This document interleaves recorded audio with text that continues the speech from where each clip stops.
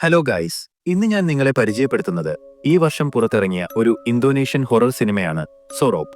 ഈ സിനിമ നമ്മെ കൊണ്ടുപോകുന്നത് രണ്ട് സഹോദരിമാരുടെ ജീവിതത്തിലേക്കാണ്. റാണിയും അവളുടെ ഇളയ സഹോദരി ഇച്ചയും. അവരുടെ ചെറുപ്പത്തിൽ അവർ താമസിച്ചിരുന്ന ഗ്രാമത്തിൽ നിന്നും ആ ഭീകരമായ വീട്ടിൽ നിന്നും അവർ ഒളിച്ചോടിപ്പോവുകയായി. കാലം കടന്നു പോകുമ്പോൾ ഒരു ദിവസം അവർക്ക് അവരുടെ നാട്ടിൽ നിന്ന് ഒരു ഫോൺ കോൾ വരുന്നു. അമ്മാവൻ സുർജോ സുഖമില്ലാതെ കിടക്കുകയാണെന്നും പ്രത്യേകിച്ച് റാണിയുടെയും ഇച്ചയുടെയും പേരുകൾ അദ്ദേഹം ആവർത്തിക്കുന്നുണ്ടെന്നും പറയുന്നു. അവസാനമായി അദ്ദേഹത്തെ കാണാൻ അവർ തിരികെ വരണമെന്ന് അഭ്യർത്ഥിക്കുന്നു. അങ്ങനെ വർഷങ്ങൾക്ക് ശേഷം റാണിക്ക് പഴയ ഓർമ്മകൾ ഒട്ടും താല്പര്യമില്ലെങ്കിലും ഇച്ചയുടെ നിർബന്ധത്തിന് വഴങ്ങി അവർ അവരുടെ പഴയ വീട്ടിലേക്ക് യാത്രയാവുന്നു. അവിടെ എത്തിയതിനു ശേഷം അവർക്ക് നേരിടേണ്ടി വരുന്ന ഭയാനകമായ അനുഭവങ്ങളാണ് ഈ സിനിമയുടെ ഇതിവൃത്തം. ഒരു കാര്യം പറയട്ടെ, ഇത് എന്റെ ആദ്യത്തെ വീഡിയോ ആണ്. എല്ലാവരും കണ്ട് സപ്പോർട്ട് ചെയ്യണം. ആ ലൈക്ക് ബട്ടൺ ഒന്ന് അമർത്തിയാൽ അത് എനിക്ക് വലിയ പ്രചോദനമാകും. സിനിമയുടെ കഥയിലേക്ക് കടക്കാം. സിനിമയുടെ തുടക്കത്തിൽ നമ്മൾ കാണുന്നത് ഒരു വിജനമായ കാടിന്റെ നടുവിലുള്ള ഒരു പഴയ വീടാണ്. അങ്ങോട്ടേക്ക് അസ്ഗാർ എന്ന ഒരു ഡെലിവറി ബോയ് എന്തോ കുറച്ച് സാധനങ്ങളുമായി വരുന്നു. അവിടെ എത്തിയ അവൻ കാഫിർ എന്ന് ഉറക്കെ ആ വീട്ടിലെ കാരണവരായ മുത്തച്ഛന്റെ പേര് വിളിക്കുന്നു. പക്ഷെ വീടിനുള്ളിൽ നിന്ന് ആരെയും കാണുന്നില്ല. അവൻ ജനലിലൂടെ അകത്തേക്ക് നോക്കുമ്പോൾ ആ വൃദ്ധൻ കാഫിർ ഇരുണ്ട ഇടനാഴികളിലൂടെ നടന്നുപോകുന്നത് കാണുന്നു. ശബ്ദം താഴ്ത്തി ആകാംക്ഷയോടെ ഡെലിവറി ബോയ് പുറത്തുനിന്ന് വിളിച്ചു പറയുന്നു, സാർ, നിങ്ങളുടെ പാർസൽ എത്തിയിട്ടുണ്ട്. എന്നാൽ ആ മുത്തശ്ശൻ ഒരു പ്രതികരണവുമില്ലാതെ നിശ്ചലനായി നിൽക്കുകയാണ്. പെട്ടെന്ന് ആ വീടിന്റെ കതക് പതിയെ തുറക്കുന്നു. അസ്ഗാർ, ഞാൻ തന്നെ പാർസൽ അകത്ത് വെച്ചേക്കാം എന്ന് പറഞ്ഞ് ഭയത്തോടെ വീടിനുള്ളിലേക്ക് പ്രവേശിക്കുന്നു. വീടിനുള്ളിലാകട്ടെ ഭീകരമായ നിശബ്ദത.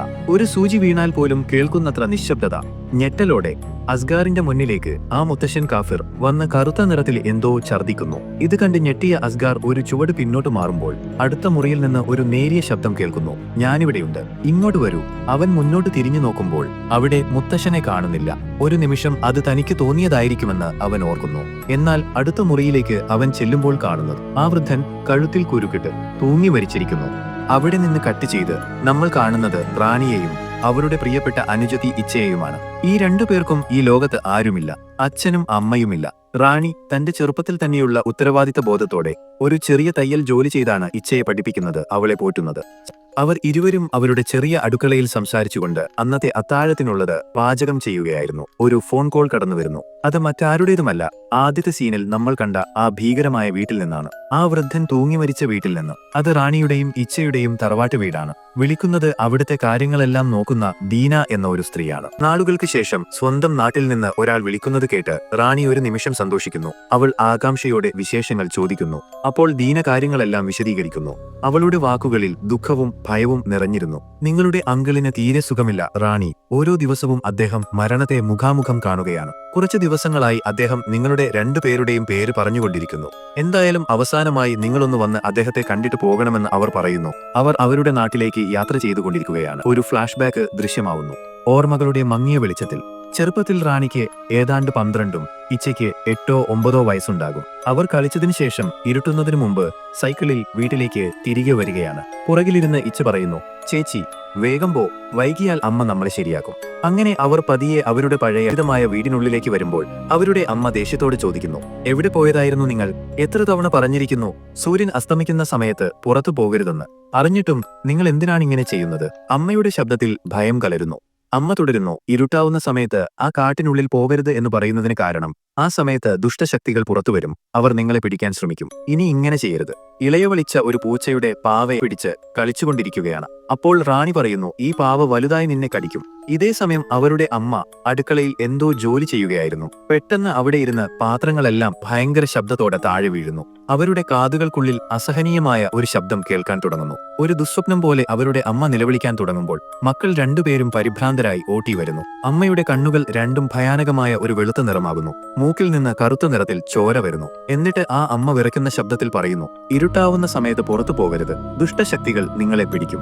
എന്നിട്ട് ആദ്യത്തെ സീനിൽ ആ വൃദ്ധൻ ഛർദിച്ചതുപോലെ അവരും കറുത്ത ദ്രാവകം ഛർദിക്കും. ഇവിടെ വെച്ച് ആ ഭീകരമായ ഫ്ലാഷ് ബാക്ക് അവസാനിക്കുന്നു. അങ്ങനെ റാണി ഇപ്പോൾ വലുതായിരിക്കുന്നു. അവളും ഇച്ചയും അവരുടെ പഴയ വീട്ടിലെത്തുന്നു. അവരെ വിളിച്ച ദീന ആന്റി അവരോടൊരു പരിഭവത്തോടെ പറയുന്നു, ഇത്ര നാളായിട്ട് ഇങ്ങോട്ട് വരാൻ ഇപ്പോഴാണോ നിങ്ങൾക്ക് സമയം കിട്ടിയത്? ഒരു ഭാരത്തോടെ ആ സഹോദരിമാർ അവരുടെ അമ്മാവനെ കാണാൻ അദ്ദേഹത്തിന്റെ റൂമിലേക്ക് കയറുന്നു. അവരെ കണ്ട ഉടൻ ആ വൃദ്ധൻ സുർജോ ഞെട്ടിയെഴുന്നേൽക്കുന്നു.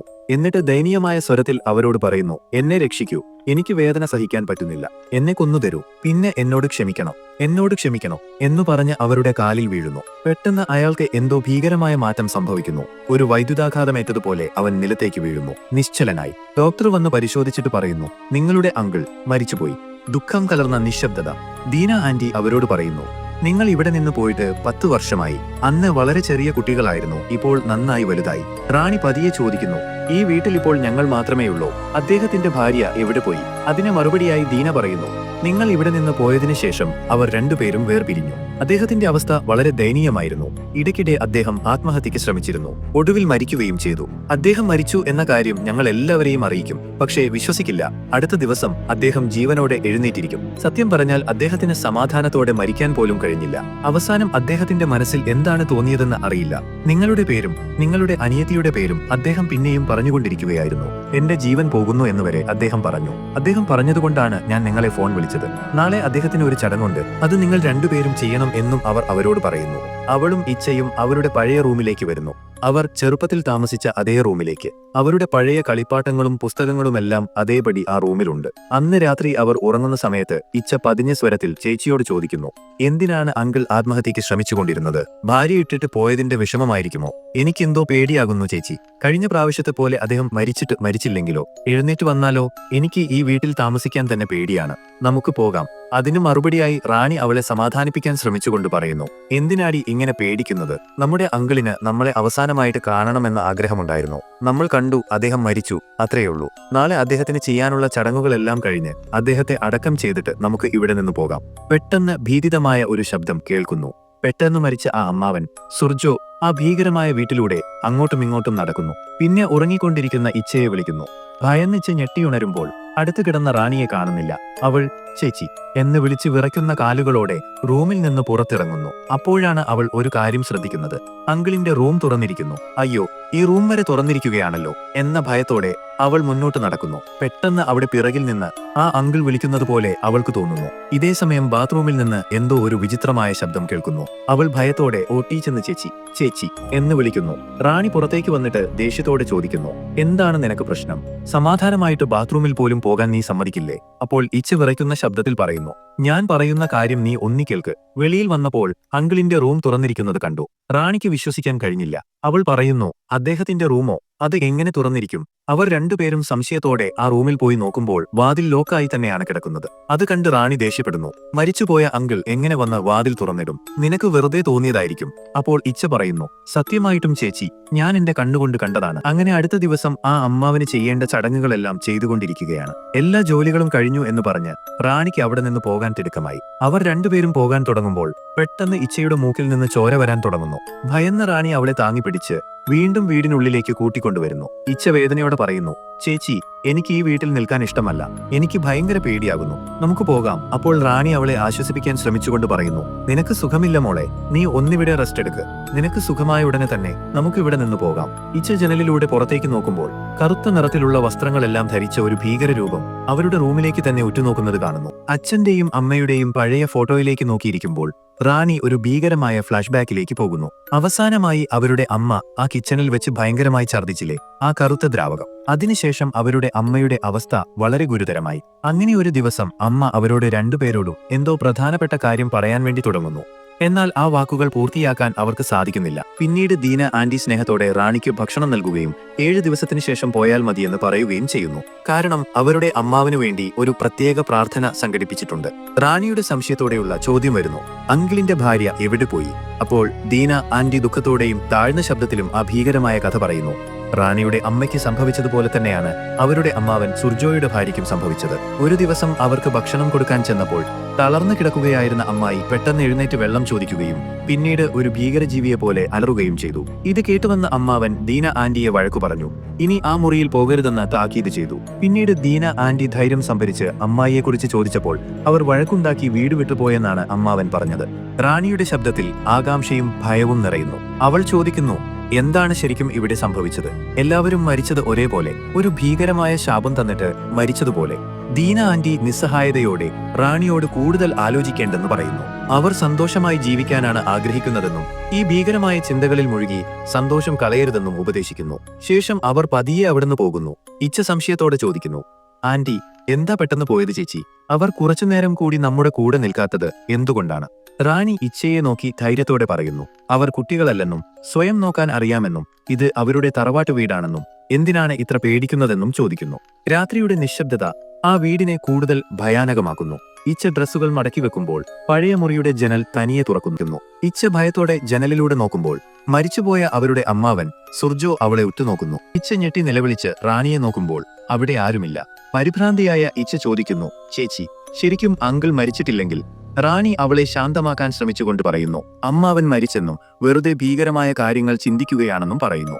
എന്നാൽ ഇച്ച ഉറച്ച ശബ്ദത്തിൽ പറയുന്നു, ഈ വീട്ടിൽ എന്തോ ഭീകരമായ പ്രശ്നമുണ്ടെന്നും ഉടൻ തന്നെ ഇവിടുന്ന് പോകണമെന്നും അവൾ പറയുന്നു. റാണി നിസ്സഹായതയോടെ പറയുന്നു, 7 ദിവസത്തെ പ്രാർത്ഥന കഴിഞ്ഞിട്ട് പോകാമെന്ന് അവൾ ഇച്ചയോട് പറയുന്നു. അടുത്ത ദിവസം റാണി അവരുടെ അച്ഛന്റെയും അമ്മയുടെയും പഴയ റൂം വൃത്തിയാക്കുമ്പോൾ പൊടി പിടിച്ച ഡ്രോയറിൽ നിന്ന് തുണിയിൽ പൊതിഞ്ഞ എന്തോ ഒന്ന് കണ്ടെത്തുന്നു. അപ്പോഴാണ് അവരുടെ അച്ഛനും കാറപകടത്തിൽ തല ചില്ലിലിടിച്ചാണ് മരിച്ചതെന്ന ഓർമ്മ വരുന്നത്. അന്ന് അപകട സ്ഥലത്ത് നിന്ന് പോലീസ് കണ്ടെടുത്ത ഒരു ചെറിയ വസ്തു ദീന ആന്റിയുടെ കയ്യിൽ ഏൽപ്പിച്ചിരുന്നു. അനിയത്തി എന്തോ ഗൗരവമായി ചിന്തിക്കുന്നു. അവളുടെ മൂക്കിൽ നിന്ന് കറുത്ത ചോര പൊടിയുന്നു.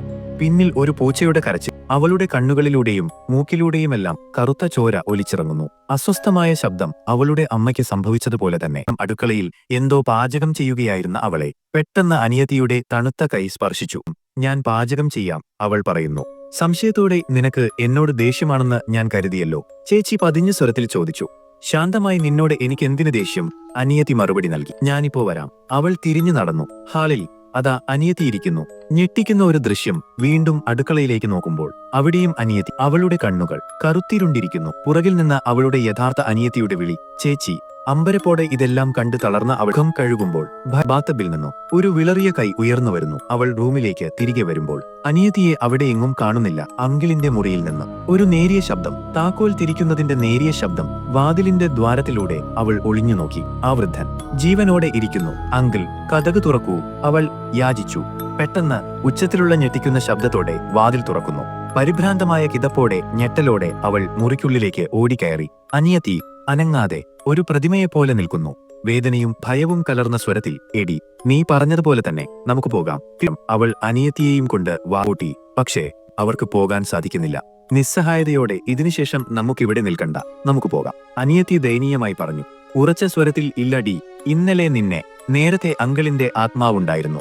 അത് 40 ദിവസം 40 ദിവസം എന്ന് പറഞ്ഞുകൊണ്ടിരിക്കുകയായിരുന്നു. ദുരൂഹമായ സ്വരത്തിൽ. അതിന്റെ അർത്ഥം എന്താണെന്ന് വെച്ചാൽ 40 ദിവസം കഴിഞ്ഞ് അത് പിന്നെയും തിരിച്ചു വരും. ചിന്താകുലമായ സ്വരത്തിൽ, എനിക്കിപ്പോഴും മനസ്സിലായില്ല. നമ്മൾ ഓരോ പ്രാവശ്യം നോക്കുമ്പോഴും നമുക്ക് ഓരോ അസുഖങ്ങൾ വരുന്നു. പിന്നെ കൊടൂരമായ പ്രേതങ്ങൾ വന്ന് ആക്രമിക്കുന്നു, പേടിപ്പിക്കുന്നു. നമുക്ക് ഈ വീടിന് വെളിയിൽ പോകാൻ ഇപ്പോൾ കഴിയില്ല. ഒരു നിമിഷത്തെ നിശബ്ദത. പിന്നെ അങ്കിൾ എന്തിനാണ് മരിക്കുന്നതിന് മുമ്പ് നമ്മളെ കാണണമെന്ന് പറഞ്ഞത്? ഇതെല്ലാം നേരത്തെ ചെയ്തു വെച്ച ഒരു പ്ലാൻ പോലെ എനിക്ക് തോന്നുന്നു. ദൃഢനിശ്ചയത്തോടെ അവൾ റൂമിൽ ചെന്ന് അവിടെ എന്തോ തിരയുന്നു. വിശദീകരിക്കുന്ന സ്വരത്തിൽ, ആ കിളവൻ നമ്മളെ ഇവിടെ കൊണ്ടുവന്നതിന് പിന്നിൽ ഒരു പ്ലാൻ ഉണ്ടെങ്കിൽ അത് സംബന്ധിച്ചുള്ള എന്തെങ്കിലും ഇവിടെ തന്നെ കാണും. അങ്ങനെ തിരയുന്നതിനിടയിൽ അവൾക്കവിടെ നിന്ന് ഒരു പഴയ പുസ്തകം കിട്ടുന്നു. മന്ത്രോച്ചാരണങ്ങളുടെ നേരിയ ഭയപ്പെടുത്തുന്ന ശബ്ദം പുസ്തകത്തിനുള്ളിൽ. ഇവരുടെ ഫാമിലിയുടെ ഒരു പഴയ ഫോട്ടോ വെച്ചിരിക്കുന്നു.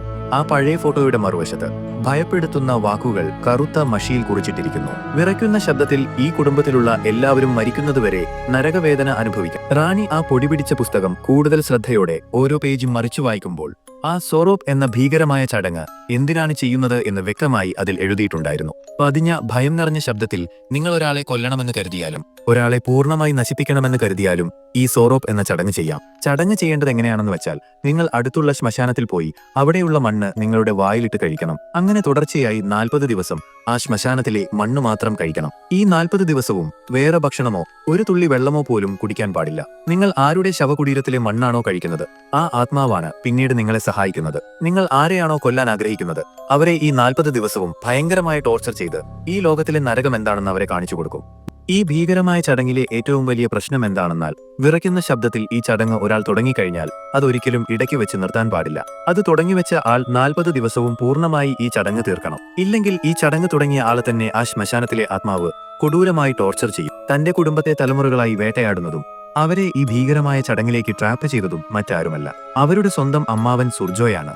റാണി പരിഭ്രാന്തയായി ആ വീട്ടിൽ ജോലി ചെയ്തുകൊണ്ടിരുന്ന ദീന ആന്റിയെ ഫോൺ വിളിക്കുന്നു. എന്നാൽ ദീന പറയുന്നത് ഒന്നും അവൾക്ക് കേൾക്കാൻ സാധിക്കുന്നില്ല. ഫോണിൽ നിന്ന് ഒരു ഭീകരമായ വിറയ്ക്കുന്ന ശബ്ദം മാത്രം കേൾക്കുന്നു. അത് മറ്റാരുടേതുമല്ല, അവരുടെ മരിച്ചുപോയ അമ്മാവൻ സുർജോയുടേതായിരുന്നു. ഇത് കേട്ട് ഇച്ച ഭയന്ന് ഒരു നിലവിളിയോടെ ആ ഭീകരമായ വീടിന് പുറത്തേക്ക് ഓടുന്നു. പുറകെ റാണി ഓടുന്നു. എന്നാൽ അവർക്ക് ആ വീടിന്റെ പടി പോലും കടക്കാൻ സാധിക്കുന്നില്ല. എന്തോ ഒരു അദൃശ്യമായ കവചം പോലെ ഒന്ന് അവരെ തടയുന്നു. പെട്ടെന്ന് അവരുടെ കണ്ണു തുറക്കുമ്പോൾ അവർ അവരുടെ പഴയ റൂമിൽ തളർന്നു കിടക്കുകയാണ്. ഇതേ സമയം റാണി വിളിച്ചപ്പോൾ ഫോണിൽ മറുപടിയില്ലാതിരുന്നതുകൊണ്ട് ദീന ആന്റിക്ക് എന്തോ ഭീകരമായ സംഭവിച്ചു എന്ന് സംശയം തോന്നി അവർ ആ വീട്ടിലേക്ക് വരാൻ തുടങ്ങുന്നു. റാണി വീണ്ടും ആ ഭീകരമായ ചടങ്ങിനെക്കുറിച്ചുള്ള പുസ്തകം തുറന്നു വായിച്ചു നോക്കുന്നു. അപ്പോൾ ആ പുസ്തകത്തിന്റെ ഒരു മങ്ങിയ ജീർണിച്ച പേജിൽ അവരുടെ അമ്മാവൻ സുർജോയും അദ്ദേഹത്തിന്റെ ഭാര്യയും ഈ വീടിന്റെ മുൻപിൽ സന്തോഷത്തോടെ നിൽക്കുന്ന ഒരു പഴയ ഫോട്ടോ കാണുന്നു. അപ്പോൾ റാണിയുടെ മനസ്സിലേക്ക് ഒരു പഴയ സംഭവം ഓർമ്മയായി വരുന്നു. അവളുടെ അച്ഛനും അമ്മയും സുർജോ അമ്മാവനും അദ്ദേഹത്തിന്റെ ഭാര്യയുമെല്ലാം ഒരുമിച്ചാണ് ഈ വീട്ടിൽ സന്തോഷത്തോടെ ജീവിച്ചിരുന്നത്. എന്നാൽ ഒരു ദിവസം അവരുടെ അച്ഛനും അമ്മയും പറയുകയാണ് ഈ പഴയ വീടും സ്ഥലവും വിറ്റ് അവർ പട്ടണത്തിലേക്ക് പോവുകയാണെന്ന്. ഇത് കേട്ട സുർജോ അമ്മാവന് ഒട്ടും ഇഷ്ടപ്പെടുന്നില്ല. ഈ വീടിനോടും ഈ സ്ഥലത്തോടും അദ്ദേഹത്തിന് ഒരു പ്രത്യേക മമതയുണ്ടായിരുന്നു. ഒരുപക്ഷെ അതൊരു ഭീകരമായ ആർത്തിയായിരുന്നു. അതിൽ നിന്നാണ് ഇങ്ങനെയൊക്കെയുള്ള ഭീകരകൃത്യങ്ങൾ ചെയ്യാൻ അദ്ദേഹത്തെ പ്രേരിപ്പിച്ചതെന്ന് റാണി മനസ്സിലാക്കുന്നു. സുർജോ അമ്മാവൻ ആ ഭീകരമായ ചടങ്ങ് മുഴുവനായി പൂർത്തിയാക്കാത്തതുകൊണ്ട് അത് അദ്ദേഹത്തിന് തന്നെ ഒരു ഭീകരമായ ശാപമായി തീർന്നു. അവരെ ഈ ഭീകരമായ വീട്ടിൽ ട്രാപ്പ് ചെയ്തതിനു ശേഷം അദ്ദേഹം മരിച്ചു. വേദനയും നിസ്സഹായതയും നിറഞ്ഞ സംഗീതം. വേദനയോടെ റാണി അവരുടെ അമ്മാവൻ സുർജോയുടെ കട്ടിലിനരികിൽ ചെന്ന് പതിഞ്ഞ സ്വരത്തിൽ പറയുന്നു, വിതുമ്പലോടെ, അങ്കിൾ, നിങ്ങൾ ഈ ചെയ്തതെല്ലാം ഈ വീടിനു വേണ്ടിയല്ലായിരുന്നോ? എന്നാൽ നിങ്ങൾ തന്നെ എല്ലാം എടുത്തോളൂ. എനിക്കൊന്നും വേണ്ട. എന്തിനാണ് നിങ്ങൾ ഇങ്ങനെയൊക്കെയുള്ള ഭീകര കാര്യങ്ങൾ ചെയ്യുന്നത്? ഇനിയും നിങ്ങളുടെ ദേഷ്യം മാറിയെങ്കിൽ എന്നെ എന്തു വേണമെങ്കിലും ചെയ്തോളൂ. പക്ഷേ എന്റെ ഈ പാവം അനിയത്തിയെ വെറുതെ വിടൂ. ഇത് കേൾക്കുന്ന ഇച്ച ഓടിവന്ന് റാണിയെ കെട്ടിപ്പിടിച്ചുകൊണ്ട് വിതുമ്പുന്നു. കരച്ചിലൂടെ മരിക്കുകയാണെങ്കിൽ ജീവിക്കുകയാണെങ്കിൽ നമ്മൾ ഒരുമിച്ച്. ഞാൻ നിന്നെ വിട്ട് എങ്ങോട്ടും പോകില്ല ചേച്ചി. നമ്മൾ ഒരുമിച്ച് ഈ ഭീകരമായ വീട്ടിൽ നിന്ന് രക്ഷപ്പെടും. പെട്ടെന്നാണ് അവരുടെ ശ്രദ്ധ അമ്മാവൻ സുർജോയുടെ കട്ടിലിലേക്ക് പോകുന്നത്. അവിടെ വാടിയ കുറെ പൂക്കളും ആ പഴയ കട്ടിലിനടിയിൽ ആരോ കുഴിച്ചിട്ട ഒരു ചെറിയ കുഴിയും അവർ ശ്രദ്ധിക്കുന്നു. അവർ പരസ്പരം നോക്കി സംശയത്തോടെ ആ കട്ടിൽ മാറ്റി നോക്കുമ്പോൾ ആ കുഴിക്കുള്ളിൽ നിന്ന് അവർക്ക് കിട്ടുന്നത് ഒരു പഴകിയ ലോക്കറ്റാണ്. അത് മറ്റാരുടേതുമല്ല, സുർജോ അമ്മാവന്റെ ഭാര്യയുടേതായിരുന്നു. ഞെട്ടലോടെ ഇതെങ്ങനെ ഇവിടെ വന്നു? റാണി അത്ഭുതത്തോടെ ചോദിക്കുന്നു. അവർ കുറച്ചുകൂടെ മണ്ണ് മാറ്റി നോക്കുമ്പോൾ ആ കുഴിക്കുള്ളിൽ അവർ കാണുന്നത് ഒരു ഭീകരമായ കാഴ്ചയാണ്. അവരുടെ അമ്മായിയുടെ അസ്ഥികൂടം. അവർ ഞെട്ടലോടെ അവിടുന്ന് മാറുമ്പോൾ അടുക്കളയിൽ നിന്ന് ഒരു നേരിയ ശബ്ദം കേൾക്കുന്നു. അത് ആരുടേതുമല്ല, അവിടെ ജോലി ചെയ്തിരുന്ന ദീന ആന്റിയുടേതായിരുന്നു. പരിഭ്രാന്തിയായ റാണി ദീന ആന്റിയോട് ചോദിക്കും, ഈ വീട്ടിലെ എല്ലാ ഡോറുകളും ക്ലോസ്ഡ് ആയിരുന്നു, പിന്നെ എങ്ങനെയാണ് നിങ്ങൾ അകത്തേക്ക് വന്നത്? ദീന ആന്റി പതിഞ്ഞ സ്വരത്തിൽ മറുപടി പറയും, നിങ്ങളെ ഉറങ്ങുകയായിരിക്കും എന്ന് എനിക്കറിയാം. അതുകൊണ്ട് ഞാൻ ബാക്ക് സൈഡിൽ കൂടിയാണ് വന്നത്. നിങ്ങൾക്കൊരു ഭീകരമായ കാര്യം അറിയാമോ റാണി? നിങ്ങളുടെ അമ്മാവൻ പറഞ്ഞതുപോലെ നിങ്ങളുടെ അമ്മായി ഈ വീട് വിട്ടുപോവുകയല്ല ചെയ്തത്. അദ്ദേഹം അവളെ കൊന്നു. എന്നിട്ട് ആ ബിലിന്റെ അടിയിൽ അവളെ കുഴിച്ചിട്ടിരിക്കുകയാണ്. റാണി ആ ഭീകരമായ സത്യം നിറഞ്ഞ പുസ്തകം വീണ്ടും എടുക്കാൻ വേണ്ടി അകത്തേക്ക് ഓടുന്നു. എന്നാൽ റാണി തിരിച്ചു വന്നപ്പോൾ ദീന ആന്റി ആ പുസ്തകത്തിലേക്ക് നോക്കുക പോലും ചെയ്യാതെ പരിഭ്രാന്തയോടെ അവളെ നോക്കി പറയുന്നു, റാണി, നിന്റെ അച്ഛൻ മരിക്കുന്നതിന് തൊട്ടു മുൻപ് ഒരു വിചിത്രമായ സാധനം ഇവിടെ വിട്ടിട്ടു പോയിരുന്നു. അതെ, അത് എത്രയും പെട്ടെന്ന് കത്തിച്ചുകളയൂ. ഒരു നിമിഷം പോലും കളയരുത്. അത് കത്തിച്ചുകളയൂ. പെട്ടെന്ന് റാണിക്ക് ശക്തമായ ചുമ അനുഭവപ്പെടുന്നു. അവൾ കുനിഞ്ഞ് വായിൽ നിന്ന് കറുത്ത മണ്ണ് ഛർദ്ദിക്കുന്നു. ഇച്ഛ പരിഭ്രാന്തിയായി അവളെ താങ്ങി എഴുന്നേൽപ്പിച്ച് എങ്ങനെയെങ്കിലും ആ ഭീകരമായ വീട് വിട്ട് പുറത്തേക്ക് പോകാൻ ശ്രമിക്കുന്നു. അപ്പോഴാണ് അപ്രതീക്ഷിതമായി അവിടേക്ക് ശരിക്കുമുള്ള ദീന ആന്റി വരുന്നത്. എന്നിട്ട് അവർക്ക് മുമ്പുണ്ടായ എല്ലാ ഭീകരമായ ദുരന്തങ്ങളെക്കുറിച്ചും അവർക്ക് വിശദീകരിക്കുന്നു. റാണി പോലീസുകാർ കൊടുത്ത ആ വിചിത്രമായ കൊമ്പ് പോലത്തെ സാധനം ദീന ആന്റിക്ക് കാണിച്ചുകൊണ്ട് ആകാംക്ഷയോടെ ചോദിക്കുന്നു, ഇതെന്താണെന്നറിയാമോ നിങ്ങൾക്ക്? ദീന ആന്റി ആ വിചിത്രമായ വസ്തു സൂക്ഷ്മമായി നോക്കിയിട്ട് പറയുന്നു, ഇതെന്താണെന്ന് എനിക്ക് അറിയില്ലല്ലോ മോളെ. ശ്രദ്ധയോടെയുള്ള നിരീക്ഷണം. എന്നിട്ട് ദീന ആന്റി ആ കൊമ്പിന്റെ മുകളിൽ ഒരു ചെറിയ ഗ്യാപ്പ് ശ്രദ്ധിക്കുന്നു. അവർ അത് തുറന്നപ്പോൾ അതിനകത്തു നിന്ന് ചെറുതായി ചുരുട്ടിവെച്ച ഒരു പഴയ എഴുത്ത് കിട്ടുന്നു. അതിൽ എഴുതിയിരുന്നത് വായിച്ച് അവർ പരസ്പരം സംശയത്തോടെ നോക്കി. പതിഞ്ഞ ശബ്ദത്തിൽ, ഇരുട്ടിനെ വെളിച്ചം കൊണ്ട് ഒരിക്കലും ജയിക്കാനാവില്ല. ഈ ഭീകരമായ ഇരുട്ടിനെ തോൽപ്പിക്കണമെങ്കിൽ ഈ ഇരുട്ടിന് മാത്രമേ സാധിക്കുകയുള്ളൂ. ആ വിചിത്രമായ വാക്കുകളുടെ അർത്ഥം എന്താണെന്ന് അവർക്ക് മനസ്സിലാകുന്നില്ല. പെട്ടെന്ന് ദീന ആന്റിക്ക് ഒരു പഴയ സംഭവം ഓർമ്മ വരുന്നു. അവർ ആകാംക്ഷയോടെ അവരോട് പറയുന്നു, നിങ്ങൾക്ക് ഓർമ്മയുണ്ടോ മക്കളെ? ഈ ഭീകരമായ വീട് വിട്ടുപോകുന്നതിന് തൊട്ടു മുൻപ് നിങ്ങൾക്ക് കഴിക്കാനുള്ള ഭക്ഷണം ഉണ്ടാക്കി വെച്ചിട്ട് ഞാൻ പോകാൻ തുടങ്ങുമ്പോൾ പെട്ടെന്ന് നിങ്ങളുടെ അമ്മാവൻ സുർജോയുടെ ഭാര്യ ഒരു ഭീകര പ്രേതത്തെ പോലെ നിങ്ങളുടെ മുന്നിലേക്ക് ഓടിവന്ന് നിങ്ങളെ ആക്രമിക്കാൻ തുടങ്ങി. അതിനുശേഷമാണ് നിങ്ങളുടെ അമ്മാവൻ നിങ്ങളോട് ഇവിടെ നിൽക്കണ്ട എന്ന് പറഞ്ഞ് നിങ്ങൾ എത്രയും പെട്ടെന്ന് ഇവിടുന്ന് മാറ്റിയത്. അങ്കിളാണ് നിങ്ങളോട് പ്രതികാരം ചെയ്യുന്നതെങ്കിൽ പിന്നീട് രക്ഷപ്പെടുത്തി ഇവിടുന്ന് മാറ്റിയത്. ആ ചോദ്യം അവരെ കൂടുതൽ ആശയക്കുഴപ്പത്തിലാക്കുന്നു. അസ്വസ്ഥതയുടെ നേരിയ ശബ്ദം. പെട്ടെന്ന് ഇച്ചയ്ക്ക് തല കറങ്ങുന്നത് പോലെ തോന്നുന്നു. അതുകൊണ്ട് റാണി അവളെ താങ്ങി അവരുടെ പഴയ റൂമിലേക്ക് കൊണ്ടുപോയി കട്ടിലിൽ കിടത്തുന്നു. ശേഷം അവൾക്ക് കുടിക്കാൻ ഒരു ചൂടുവെള്ളം ഉണ്ടാക്കാൻ വേണ്ടി റാണി പതിയെ അടുക്കളയിലേക്ക് പോകുന്നു. ഇതേ സമയം ദീന ആന്റി ഇച്ചയുടെ കൂടെ അവളുടെ റൂമിലിരുന്ന് ആ വിചിത്രമായ കൊമ്പ് തന്നെ സൂക്ഷ്മമായി നോക്കിക്കൊണ്ടിരിക്കും. അനിയത്തി ഞെട്ടി എണീക്കുകയാണ്. മുഖത്തൊക്കെ വല്ലാത്തൊരു ഭാവം. ഇത് കണ്ടിട്ട് ആന്റിക്ക് എന്തോ ഒരു പന്തികേട് തോന്നി തിരിഞ്ഞു നോക്കിയപ്പോഴേക്കും ആന്റിയുടെ കഴുത്തിന് പിടിച്ചിട്ട് ശ്വാസം മുട്ടിക്കാൻ തുടങ്ങി. പെട്ടെന്ന് വീട് മൊത്തം ഇരുട്ടായി. അപ്പൊ നമ്മുടെ നായിക ഒരു ടോർച്ചും എടുത്ത് അനിയത്തിയുടെ റൂമിലേക്ക് പോവുകയാണ്. അവിടെ ചെന്ന് നോക്കുമ്പോൾ ആരുമില്ല. ആന്റി ബോധം പോയി തറയിൽ വീണു കിടക്കുന്നു. ദൂരെ നിന്ന് അങ്കിളിന്റെ ഒരു ഭീകരമായ ശബ്ദം. അങ്ങനെ അവൾ ഹാളിലേക്ക് നോക്കുമ്പോഴുണ്ട് അവിടെ അങ്കിളിന്റെ പ്രേതം നിൽക്കുന്നു. അപ്പൊ നായിക ചോദിച്ചു, എന്റെ അനിയത്തി എവിടെ എന്ന്. നെഞ്ചുപൊട്ടുന്ന പോലത്തെ ഒരു ശബ്ദം. അടുത്ത നിമിഷം ആ അങ്കിളിന്റെ പ്രേതം ഞെട്ടി താഴേക്ക് വീണു. നോക്കുമ്പോ പിന്നാലെ അങ്ങേരുടെ ഭാര്യയുടെ പ്രേതം. വാടി ഇങ്ങോട്ട്, ഇതിനു വേണ്ടിയായിരുന്നല്ലോ ഞാൻ ഇത്രയും നാളും കാത്തിരുന്നത്. ഒരു ദയനീയ സ്വരത്തിൽ, നിങ്ങൾ എന്തിനാണ് ഇങ്ങനെ ചെയ്യുന്നത്? നായിക ചോദിച്ചു. പേടി തോന്നുന്ന പക നിറഞ്ഞ ഒരു ശബ്ദത്തിൽ, നിനക്കൊരമ്മയുണ്ടല്ലോ, അവളെപ്പോലെയാകാൻ എനിക്കൊരിക്കലും കഴിയില്ലായിരുന്നു. നീയും അവളുമൊക്കെ തന്നെയാണ് എന്റെ ശാപം. ആക്രമിക്കുന്ന ശബ്ദം, നിലവിളികൾ, പേടി തോന്നുന്ന ഒച്ചകൾ, വാതിൽ പെട്ടെന്നടയുന്ന ശബ്ദം. അവളുടെ പിന്നാലെ ആ അങ്കിളിന്റെ ഭാര്യയുടെ പ്രേതം ചിരിച്ചോണ്ട് നിൽക്കുന്നു. ടോർച്ച് അണഞ്ഞു. മൊത്തത്തിലിരുട്ട്. പെട്ടെന്ന് വെളിച്ചം വരുമ്പോഴുണ്ട് തൊട്ടുമുന്നിൽ ആ പേടി തോന്നുന്ന മുഖം. ഓർമ്മകൾ വരുന്ന പോലത്തെ ഒരു പതുങ്ങിയ സംഗീതം. ഒരു ദിവസം പുള്ളിക്കാരൻ അവളെ ശ്മശാനത്തിൽ വെച്ച് കണ്ടു. അവൾ മണ്ണ് വാരിത്തുന്നുകയായിരുന്നു. അത് കണ്ടിട്ട് പേടി തോന്നിയിട്ട് ഒരു അച്ഛനെ പോയി കണ്ടു. അപ്പോഴാണ് ഈ കൊമ്പ് കിട്ടുന്നത്. അങ്ങനെ വീണ്ടും ഒരു ഭീകരമായ ആക്സിഡന്റിൽ അച്ഛൻ മരിക്കുകയാണ്. പെട്ടെന്ന് ഇപ്പോഴത്തെ അവസ്ഥയിലേക്ക് ആന്റി നായികയെ വിളിച്ചുണർത്തിയിട്ട് പറഞ്ഞു, ഈ കൊമ്പ്, ഇതാണ് ഇനി നമ്മുടെ ഒരു പ്രതീക്ഷ. അപ്പോഴാണ് ആന്റിയെ ആരോ വലിച്ചോണ്ട് പോയത്. അനിയത്തിയാണെങ്കിൽ കറുത്ത മണ്ണൊക്കെ ഛർദ്ദിച്ച് അവശയായിരിക്കുന്നു. അങ്കിളിന്റെ ഭാര്യയുടെ പ്രേതം ഭിത്തിയിൽ തലകീഴായി നിൽക്കുന്നു. കരഞ്ഞുകൊണ്ട് അനിയത്തിയെ നോക്കി, നമുക്കൊന്നും സംഭവിക്കില്ല, നായിക പറഞ്ഞു ദേഷ്യത്തോടെ, വാതിൽ തകർക്കുന്ന ശബ്ദത്തോടെ.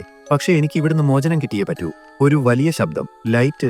പെട്ടെന്ന് പ്രേതത്തിന്റെ മുഖത്തേക്ക് അവളെ പിടിക്കാൻ വേണ്ടി കൈ നീട്ടിയതും നായിക അവളുടെ കയ്യിലിരുന്ന കൊമ്പെടുത്ത് ആ പ്രേതത്തിന്റെ നെഞ്ചിലേക്ക് കുത്തി. ഒരു ശബ്ദം പോലുമില്ലാതെ അവൾ അപ്പടിയേ നിന്നു. പിന്നെ അവൾ വെറും ചാരമായി താഴെ വീണു. ഒരു അങ്ങനെ അവര് ആ വീട് വിട്ടു പോകാൻ റെഡിയാവുകയായിരുന്നു. അപ്പോഴാണ് ഒരു വയസ്സായ സ്ത്രീ അങ്ങോട്ട് വരുന്നത്. എനിക്ക് ആ പുസ്തകം എടുക്കാനാണ് വന്നത്. അപ്പോ ഒരു അശരീരി കേട്ടു. അവൾ തിരിഞ്ഞു നോക്കിയപ്പോ ആ മുത്തശ്ശി അവിടെ ഉണ്ടായിരുന്നില്ല. വാതിലാണെങ്കിൽ തനിയെ അടഞ്ഞു. ഒരു സ്വകാര്യം പറയുന്ന പോലെ, ഇത് അവസാനിക്കുവോ അതോ ഇനി വേറെ ഭീകരതകൾ തുടങ്ങാൻ പോവുകയാ?